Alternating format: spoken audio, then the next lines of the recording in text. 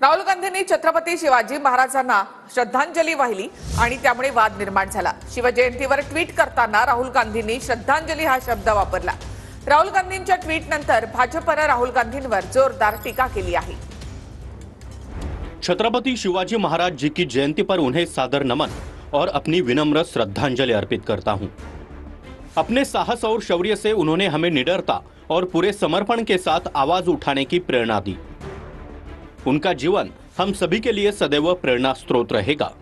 छत्रपती शिवाजी महाराजांचा अपमान तर आहेच, परंतु तमाम महाराष्ट्रातल्या देशातल्या शिवभक्तांचा अपमान आहे। कारण हे बघा, जाणीवपूर्वक ही सगळी वक्तव्य होत असतात। सावरकरांचा वारंवार अपमान करणारे आता छत्रपती शिवाजी महाराजांपर्यंत यांची मजल गेली।